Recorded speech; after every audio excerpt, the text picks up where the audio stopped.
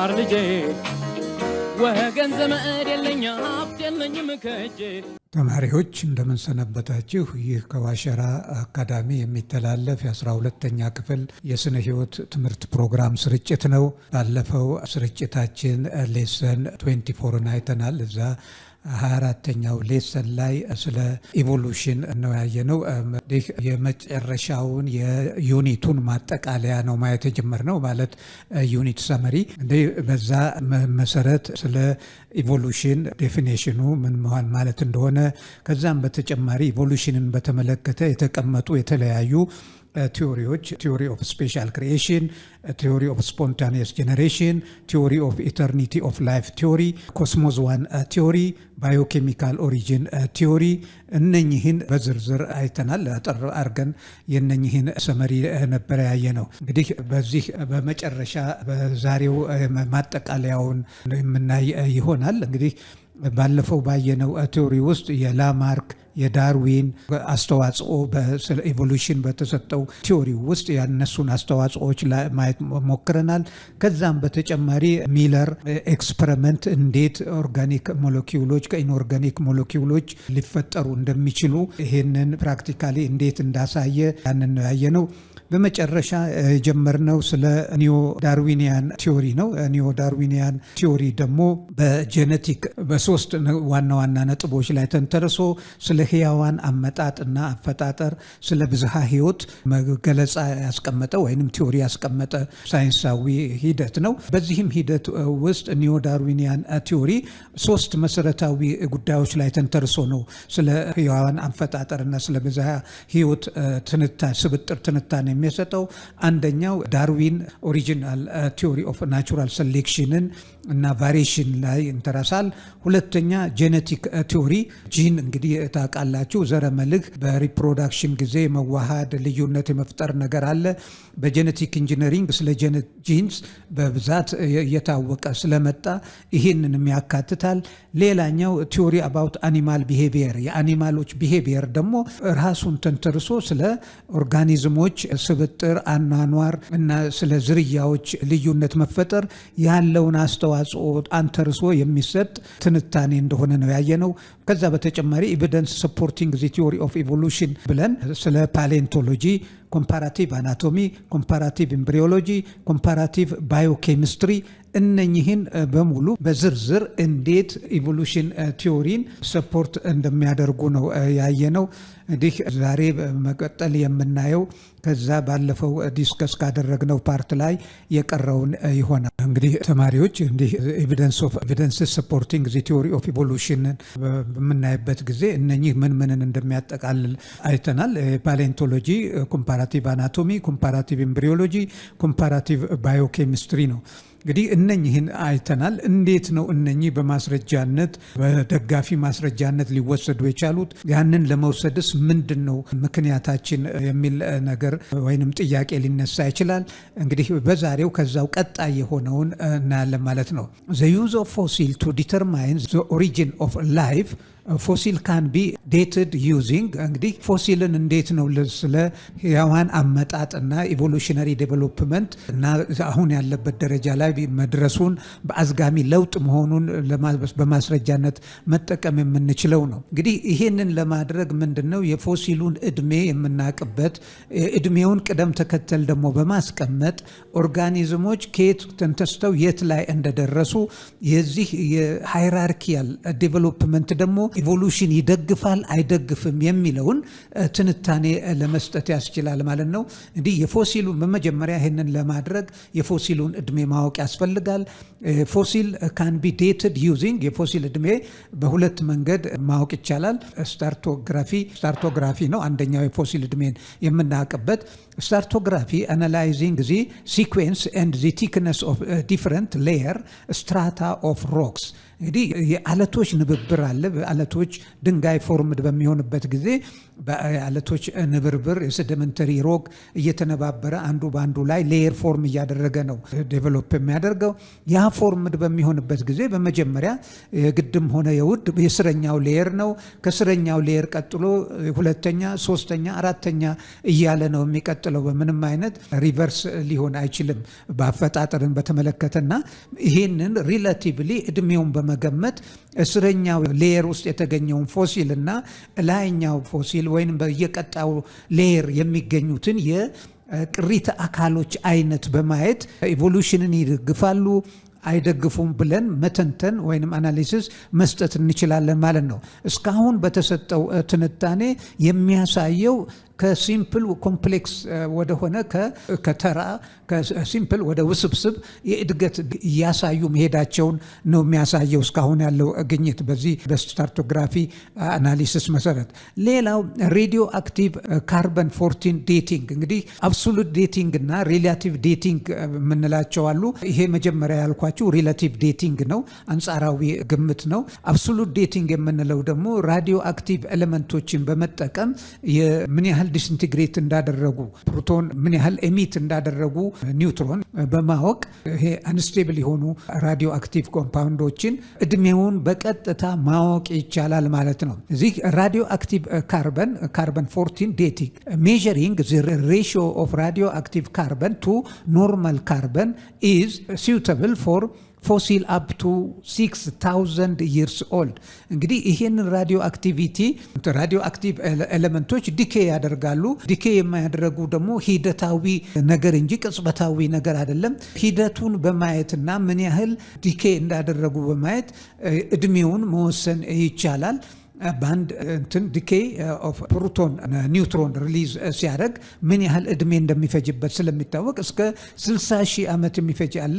እንግዲህ የአንድን ፎሲል እድሜ በዚህ በአብሶሉት ዴቲንግ ይሄን ያህለው ማለት ይቻላል። ልክ ሉሲ 3.2 ሚሊዮን ዓመት ሞላት፣ አርዲ እንደዚህ እያል እድሜ እንደምንሰጠው በአብሶሉት ዴቲንግ እድሜን መስጠት ይቻላል። እድሜውን ካወቅን ደግሞ የትኛው ከየትኛው እንደሚቀድም ማወቅ ይቻላል።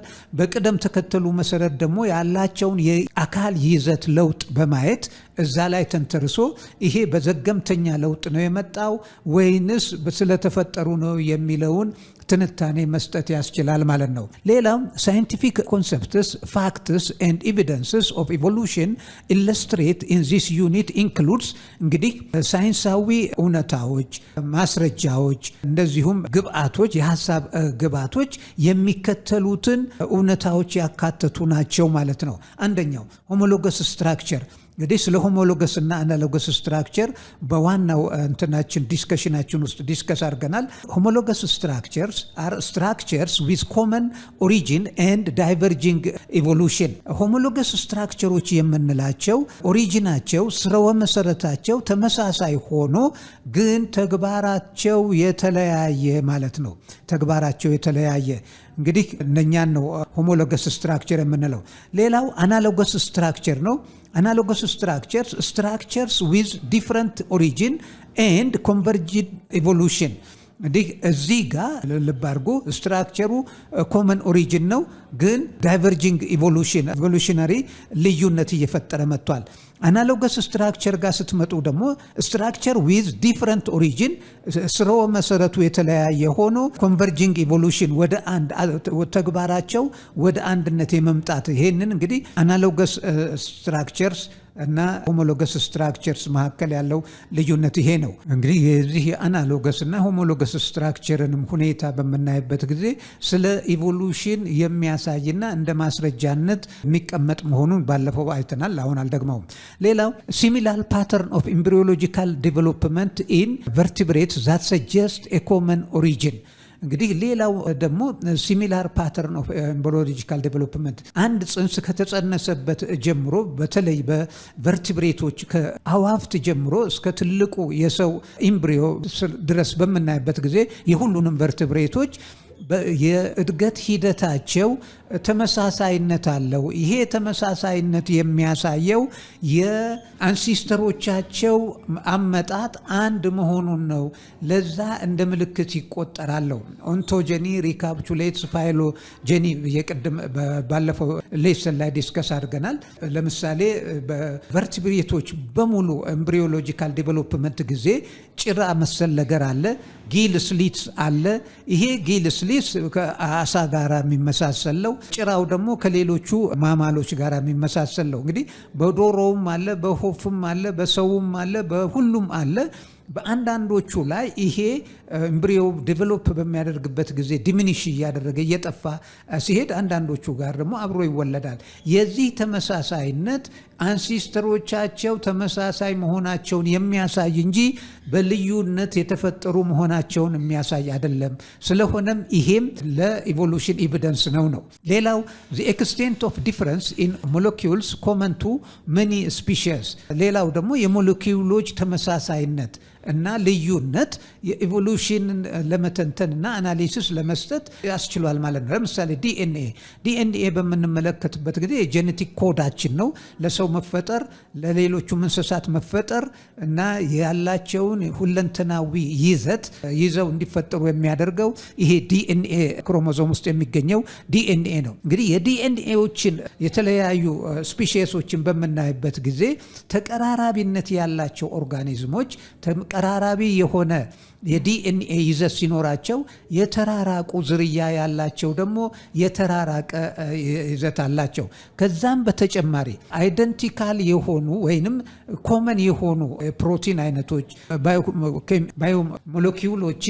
ባዮኬሚካል ሞለኪውሎችን በማየት ልዩነታቸውንና ቅርበታቸውን በማየት የኦርጋኒዝሞችን ግንኙነት እና መራራቅ መተንተን ይችላል። ለምሳሌ ሂሞግሎቢንን በምናይበት ጊዜ የቺምፓንዚ ሂሞግሎቢን የፕሮቲን ይዘትና የሰው ልጅ ተቀራራቢነት አለው። ልዩነት ቢኖረውም በጣም ተቀራራቢነት አለው። ወደ ራቅ አሉት በምትሄዱበት ጊዜ ልዩነቱ እየጎላ ይሄዳል ማለት ነው። እየተቀራረበ መምጣቱ በተቀራራቢ ኦርጋኒዝሞች ስፒሺሶች መካከል ምንን ያሳያል? ኢቮሉሽነሪ ዴቨሎፕመንትን። እነኚህን በማየት ይህንን ሪላቲቭ የሆኑ ወይንም ዝምድና ያላቸውን ስፒሺሶችና የተራራቁ ስፒሺሶችን መለየት እንችላለን ማለት ነው። እንግዲህ ስፒሺስ ምንድን ነው?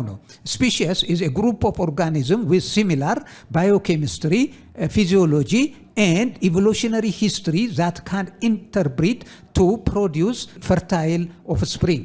እንግዲህ ስፒሺስ በምንልበት ጊዜ አንድ ስፒሺስ ባዮኬሚካል ተመሳሳይነት፣ የፊዚዮሎጂ የአካል ተመሳሳይነት እንዲሁም የመራባትና የመዋለድ በሚዋለድበትም ጊዜ ቀጣይ ትውልድ ለመስጠት የሚችሉ ኦፍስፕሪንጎችን የሚያፈሩ ኦርጋኒዝሞች ከሆኑ እነኚህ they belong to the same species። እንግዲህ ስፒሺስ ይሄ በዚህ ይገለጣል ማለት ነው። ጂን ፑል the sum of all alleles of all genes። እንዲህ ጂን ፑል የምንለው the sum of all alleles of all genes in a population። እንግዲህ አሌል በውስጡ ዲኤንኤ እና ክሮሞዞም ይዟል። እነኚህ ዲኤንኤዎች በሪፕሮዳክሽን ጊዜ አዲስ ትውልድ እንትን በሚልበት ጊዜ እነኚህ ናቸው ከትውልድ ትውልድ የሚተላለፉት በአሌል አማካኝነት ማለት ነው። እንግዲህ በእነኚህ አሌሎች ውስጥ ያለው የጂን ይዘት በአጠቃላይ በፖፑሌሽኑ ውስጥ በአንድ ዝርያ ፖፑሌሽን ውስጥ ያለው በአጠቃላይ በአንድ አካባቢ በአንድ ኢኮሲስተም ውስጥ እንደ ጂን ፑል ይቆጠራል ማለት ነው። ጂን ፑል ኢዝ ኮንስተንትሊ ቼንጂንግ አዝ ሪዛልት ኦፍ። እንግዲህ ጂን ፑሉ ቢኖርም ይሄ ጂን ፑል ደግሞ በቋሚነት እየተቀየረ የሚሄድ እንጂ ስቴብል እና እንዳለ እንደነበረ የሚቀር አለመሆኑን ነው። ለጂን ፑል መቀየር ደግሞ መንስኤዎች አንደኛው ሙቴሽን ነው። ሙቴሽን ምን እንደሆነ ታስታውሳላችሁ? ሰደን ቼንጅ ኦፍ ጂን ሜካፕ ኦር ክሮሞዞማል ሙቴሽን ኦር ጂን ሙቴሽን የምንለው አለ። ይሄ እንግዲህ ባልታወቀና በታወቀ ምክንያት የሚቀየር ሊሆን ይችላል። ማይግሬሽን፣ ስደት፣ አንድ ስፒሺስ ከአንዱ ቦታ ወደ ሌላ ስፒሺስ፣ አንዱ ስፒሺስ ከሌላው ስፒሺስ ጋር ሚክስ በሚያደርግበት ጊዜ የዘረ መልክ ለውጥ እንዲከሰት ምክንያት ይሆናል። ሌላ ናቹራል ሴሌክሽን፣ እንዲህ በተፈጥሮ ውስጥ ያሉ የተለያዩ የአየር ሁኔታዎች አሉ። የተፈጥሮ የአየር ሁኔታ የተለያየ ካታስትሮፊክ ምቹ ነገር ይዞ ሊመጣ ይችላል። አጥፊ ወይንም ካታስትሮፊክ የሆነ ነገር ይዞ ሊመጣ ይችላል። እንግዲህ በተለይ ዲስአድቫንቴጅስ የሆነ ለውጥ በሚመጣበት ጊዜ ያንን መቋቋም የማይችሉት ኤሊሚኔትድ ሲሆኑ የሚቋቋሙት ብቻ ለመኖር ይችላሉ። ይሄም በራሱ ምንድነው እንግዲህ ናቹራል ሴሌክሽን እና የጂን ፑል ለውጥ እንዲከሰት ያደርጋል ማለት ነው። እነኚህ 3 ዋና ዋና ምክንያቶች ለጂን ፑል ለውጥ መንስኤዎች ናቸው። ሙቴሽን፣ ማይግሬሽን እና ናቹራል ሴሌክሽን። እሺ ይሄ ናቹራል ሴሌክሽን ደግሞ ተማሪዎች ዳይሬክሽናል ሊሆን ይችላል፣ ስቴቢላይዝድ ሊሆን ይችላል፣ ወይንም ዲስረፕቲቭ ሴሌክሽን ሊሆን ይችላል። እንግዲህ ዳይሬክሽናል ናቹራል ሴሌክሽን ስንል populations shift toward the extreme with selective advantage በአንዱ ኤክስትሪም በኩል ያሉት ሴሌክቲቭ አድቫንቴጅ ሲያገኙ በሌላው በኩል ሳያገኙ ይቀሩና ያንን በአድቫንቴጅ ባተገኘው በኩል የፖፑሌሽን እድገት ይታያል ማለት ነው። ያን አይነት እንትን ዳይሬክሽናል ናቹራል ሴሌክሽን እንለዋለን። ሌላው ስቴቢላይዝድ ሴሌክሽን ነው። እንግዲህ ስቴቢላይዝድ ሴሌክሽን ጊዜ ኢንቫይሮንመንታል ኮንዲሽን ስቴብል ሆኖ ነገር ግን the two extremes are at the selective disadvantage than the mean value for the particular feature። እንግዲህ ዳርና ዳር ያሉት አድቫንቴጃቸው ዝቅ ያለ ይሆንና መሃል ላይ ያሉት በጣም ምቹ ሁኔታ ያጋጥማቸዋል። እንግዲህ መሃል ላይ ያሉት እዚህ ዲስትሪቢዩሽን ከርቭ ላይ መሃል ላይ ያሉት የጎላ እድገት ሲያሳዩ በዳርና በዳር ያሉት ግን ቀንሰው ይታያሉ ማለት ነው። ያን አይነቱ ሁኔታ ስቴቢላይዝድ ሴሌክሽን ነው። እንዲህ እንትኑ አትሞስፌሪክ ኮንዲሽኑ ስቴብል ነው፣ ግን ስቴብልም ሆኖ ሞር መሃል ላይ ላሉት ምቹ ይሆንና ዳርና ዳር ላሉት ሌስ ፌቨረብል ሲሆን እነኛ መሃል ላይ ያለው ወደ ላይ የማደግ ፒክ ያሳያል። ሌላው ዲስረፕቲቭ ሴሌክሽን ነው። Disruptive selection, in this case, both extremes have selective advantage compared with the mean, and two distinct types begin to emerge, showing the extreme value of the original population. እንግዲህ እዚህ ጋር እንደምታዩት ወይንም እንደተጻፈው ይሄ ሴሌክቲቭ አድቫንቴጁ ከግራና ከቀኝ በኩል ያሉት ያገኙና መሃል ላይ ያለው አቨሬጁ ላይ የነበረው ያንን አድቫንቴጅ ተጠቃሚ መሆን ያቅተዋል ማለት ነው። ያ ተጠቃሚ መሆን ሲያቅተው የመሃሉ ቁልቁል ሲወርድ በዳርና በዳር ያሉት ፌቨርድ ስለሆኑ ፒክ ይሰራሉ ለራሳቸው። ይሄን አይነት እንግዲህ ሴሌክቲቭ ኢቮሉሽን ዲስረፕቲቭ ሴሌክሽን የምንለው ይሄን አይነቱ ነው ማለት ነው። እንግዲህ ስዕላዊ መግለጫው መጽሐፋችሁ ላይ አለ፣ ኖታችሁም ላይ አለ።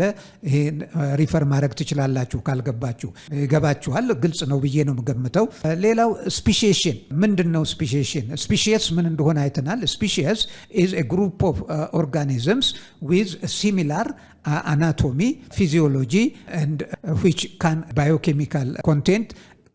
In addition to this, which can give rise to fertile offspring. እነኚህን ነው እንግዲህ ስፒሺየስ የምንለው። ለመራባት የሚችሉ ተመሳሳይ የሰውነት ይዘት ያላቸው እንደገና የባዮኬሚካል ይዘታቸው ተመሳሳይ የሆኑ ኦርጋኒዝሞችን አንድ ስፒሺየስ ናቸው እንላለን። እና ለመውለድ ለመራባት እና ቀጣይ ትውልድ መስጠት የሚችሉ ከሆነ እንግዲህ ይሄ ዝርያ ስፒሺዬሽን ስንል ደግሞ እንዴት ነው ይሄ ስፒሺየስ የሚፈጠረው ነው። ስፒሺዬሽን is the process of evolving into a separate species. Speciation involves እንግዲህ ዝርያዎች ለመፈጠር ምን ያስፈልጋል? ይሄ ምንን ያካትታል? geographical isolation which results speciation called allopatric speciation። እንግዲህ geographical isolation ስፒሺየሶች በመካከላቸው እንዳይገናኙ የሚያደርግ የተፈጥሮ ገደብ ካለ ለምሳሌ ተራራ ሊሆን ይችላል፣ ባህር ሊሆን ይችላል። ዋይንተው ወይ በረው የማይገናኙ ከሆኑ በግራና ከተራራው በስተጀርባና በስተፊት ያሉት የየራሳቸውን ህይወት ነው የሚቀጥሉት፣ የየራሳቸውን ዝርያ ይዘው ነው ቀጣይ የሚሆኑት። የዚህ አይነት የዘር አፈጣጠር ደግሞ አሎፓትሪክ ስፒሺዬሽን ተብሎ ይጠራል ማለት ነው። ሌላኛው separation as a result of different breeding strategies results which result speciation called sympatric speciation። ይሄ ደግሞ ኦርጋኒዝሞች በሴም ሃቢታት ውስጥ ሴም ኢኮሲስተም ውስጥ እየኖሩ የብሪዲንግ ታይማቸው በመለያየቱ ምክንያት እርስ በርስ መዳቀል ያቅታቸውና ለምሳሌ ግማሾቹ ኔክቶርናል አኒማል ቢሆኑ ማታ ማታ አክቲቭ የሚሆኑና ሌሎቹ ደግሞ ዲዩሪናል አኒማል ቀን ቀን አክቲቭ የሚሆኑ አኒማሎች ቢሆኑ የቀኑና የማታው አይገናኝም ማለት ነው። ካልተገናኘ ቀን አክቲቭ የሆነው በቀን ይቀጥላል፣ የማታው በዛው ይቀጥላል። ሌላው ፕላንት ጋር ስትሄዱ የፖለንና የስቲግማው ማቹሪቲ እኩል ጊዜ ካልሆነ ሁሉም በየራሳቸው ነው የሚቀጥሉት ማለት ነው። ይሄን አይነት ስፒሼሽን ደግሞ ምንድን ነው የምንለው? ሲምፓትሪክ ስፒሼሽን። ይሄ እንግዲህ ጂኦግራፊካል አይሶሌሽን ሳይሆን ይሄ ቢሄቪየራል አይሶሌሽን ልንለው እንችላለን፣ ወይንም ዲፈረንት ብሪዲንግ ስትራቴጂስ ልንለው እንችላለን። በዚህ የተነሳ የሚመጣ ስፒሼሽን ሲምፓትሪክ ስፒሼሽን ይባላል ማለት ነው። ሌላው ደግሞ ኢቮሉሽን ዳይቨርጂንግ ኢቮሉሽን ሊሆን ይችላል ወይንም ኮንቨርጂንግ ኢቮሉሽን ሊሆን ይችላል።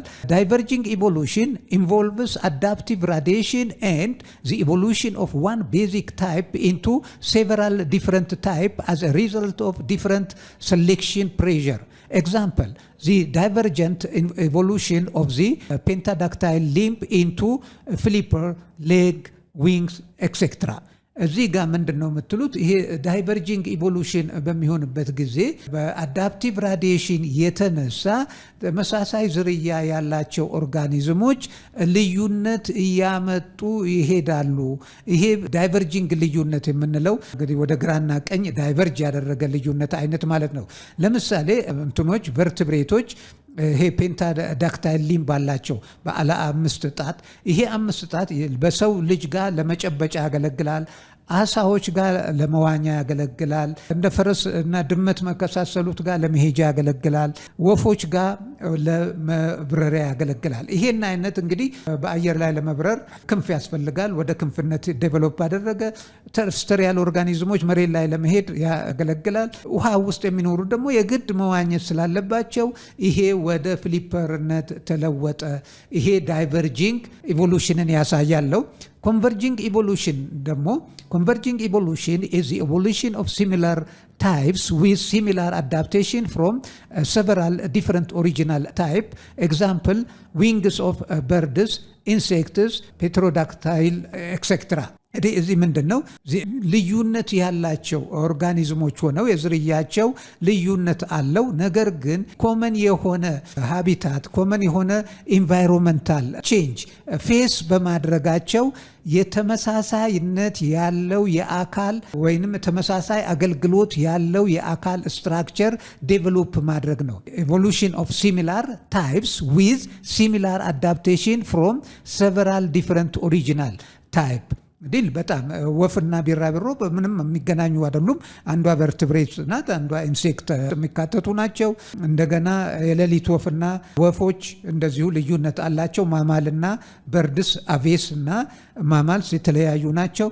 ነገር ግን በአየር ላይ ለመብረር ባደረጉት ስትረግል ፎር ኤግዚስተንስ ሁሉም ተመሳሳይነት ያለው የመብረሪያ ክንፍ ዴቨሎፕ አድርገዋል። ይሄን አይነት ኢቮሉሽን ኮንቨርጂንግ ኢቮሉሽን እንለዋለን ማለት ነው። ሞደርን ሂውመን ኤንድ አዘር ፕሪሜትስ ሃቭ ኢቮልቭድ ፍሮም ኮመን ፕሪሜት አንሲስተርስ። እንግዲህ ዘመናዊው ሞደርን ሰውና እንደ ሌሎቹም ፕሪሜት ማማልስ እንደ ጦጣ፣ ዝንጀሮ፣ ቺምፓንዚ፣ ጎሬላ የመሳሰሉት ከተመሳሳይ አንሲስተሮች በጊዜ ሂደት የመጡ ናቸው ነው። እንግዲህ ከሴም አንሲስተር እየመጡ እያደጉ የመጡ ከሆነ ደግሞ ልዩነቱ ከየት መጣ ነው። በተለይ አሁን የሰው ልጅ አፐር ሃንዱን ይዟል በኢቮሉሽነሪ ዴቨሎፕመንት ውስጥ ሃየር ፕሪሜት ማማል ነው የሰው ልጅ። ዚቱ ዲስቲንክቲቭ features of modern humans are የሰውን ልጅ ከሌሎቹ በዋነኛነት የለዩ ሁለት ዲስቲንክቲቭ ፊቸሮች ምንድናቸው ነው። ምንድነው የሰው ልጅ ከሌሎቹ ሊለይ ያስቻለው እና ሰው በሌላው ላይ የበላይነት በአፈጣጠር ሊይዝ ያስቻለው ነው። እነኚህም ሁለት ምክንያቶች አሉ።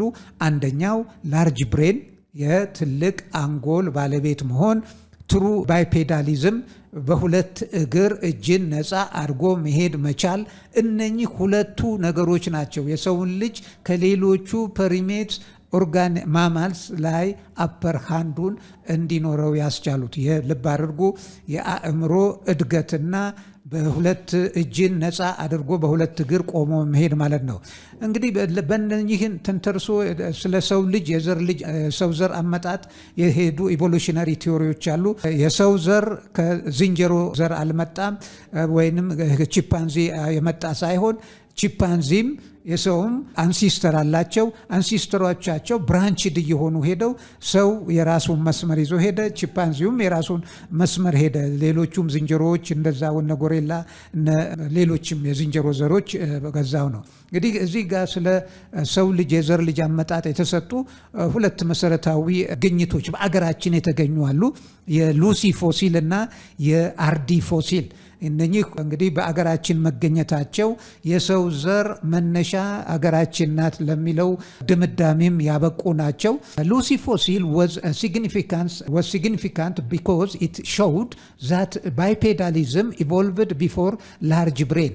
እንዲህ በሳይንቲስቶች በባዮሎጂስቶች ወይም በአንትሮፖሎጂስቶች መካከል በሁለት እግር ቆሞ መሄድ ነው የአንጎር መዳበር ነው የሚቀድመው ክርክር ነበረ።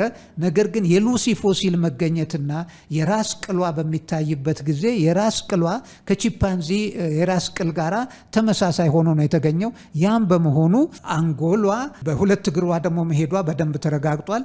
የአንጎል ሳይሆን በሁለት እግር ቆሞ መሄድ ከአንጎል መዳበር የቀደመ መሆኑን ተጨባጭ ማስረጃ በመሆኑ የሉሲ ግኝት ለዚህ ይሄንን ውዝግብ የፈታ በመሆኑ ይሄ ሲግኒፊካንት ያደርገዋል። ሌላው እዚህ ፎሲል ኦፍ አርዲ የአርዲ ፎሲልሳ ምንድነው አስተዋጽኦ? was significant because it showed that the common ancestor of human and chimpanzee cannot have resembled a chimpanzee. እንዲህ ሰውና ሰው ቺምፓንዚ ሰው ከቺምፓንዚ መጣ ምን የሚል ግምቶች ነበሩ። ግን ያ አለመሆኑንና የተለያየ አንሲስተር እንዳለ ያሳየ ነው የአርዲ መገኘት ማለት ነው። እንግዲህ በዚህ መልኩ የዚህን የዩኒት 5 ሳመሪ በዚህ እናጠቃልላለን። ተማሪዎች እንዲህ ጥያቄዎች፣ ማሻሻያ ሀሳቦች ሲኖሯችሁ ፊድባክ መስጠት ወደ ኋላ አትበሉ። ከዚህም በተጨማሪ ትምህርቱ ለሌሎች ተማሪዎች ተደራሽ ይሆን ዘንድ ሼር፣ ሰብስክራይብ እና ላይክ ማድረግ አትርሱ። በሚቀጥለው ሪቪው ኩዌስችኖችን ዩኒት 5 በተመለከተ ይዘን እስከምንገናኝ ድረስ በደህና ሁኑ ተማሪዎች።